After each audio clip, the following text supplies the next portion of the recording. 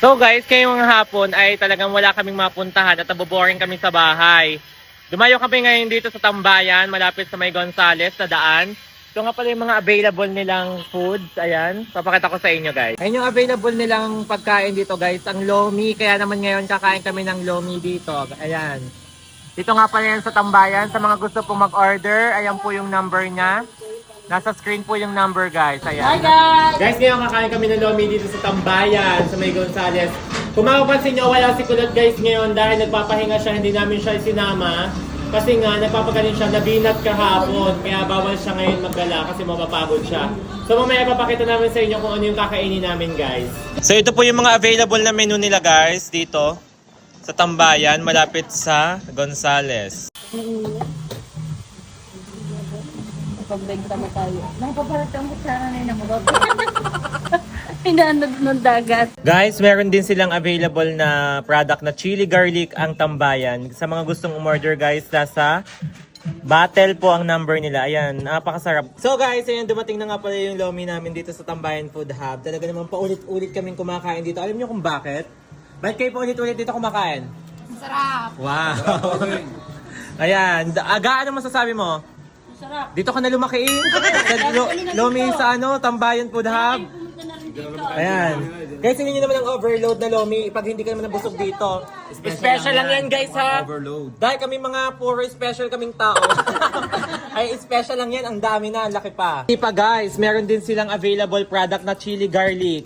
From Tambayan Food Hub guys. Ito nga pala sa battle niya yung number sa mga gusto umorder dyan guys. Ayan. Ito ang syempre hindi mawawalan at hindi dapat magutom. So, Siyempre.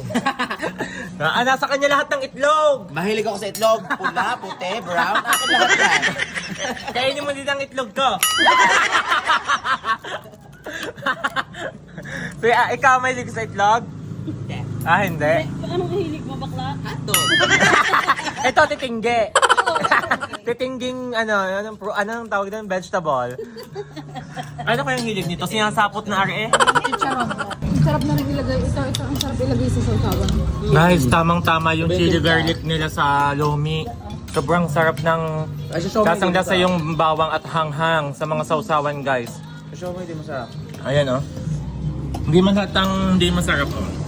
Kaya ubos na. Si Manuel pala ang nanguso oh.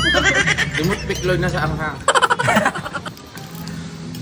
Ayan guys, kasama namin ang mga matanda sa una.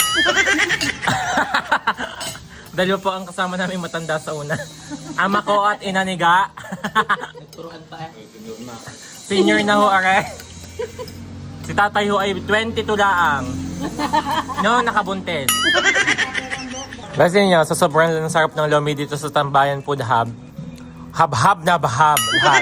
Samahan pa ng kanilang chili garlic. Talaga naman. Ito bet ko, lasang-lasang bawang talaga. At saka napakahanghang.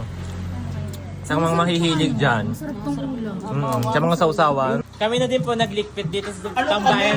Ay, pagkatapos mo. Sa Tambayan Food Hub, guys. Ayan si Manuel na po. Kaya naman guys, kung napapaibig kayo sa lomi, iba't ibang putahe guys, dito lamang kayo sa Tambayan Food Hub dito sa may papuntang Gonzales. At hindi pa, kung mahilig kayo sa mahanghang at chili garlic, ito guys, mabibili nyo po siya guys sa Tambayan Food Hub. Talaga naman pong napakalasa. Lasang-lasa yung garlic tapos niya. hindi pinipid sa ingredients, sa garlic. Ang bango. Lalo sa garlic guys. Puno. Ayan. Lalo sa garlic, sobrang dami. Tapos sakto lang yung anghang. Bye! Thank you so much po kay Ate Ellen Cacao and kay Ate Vanji Braza.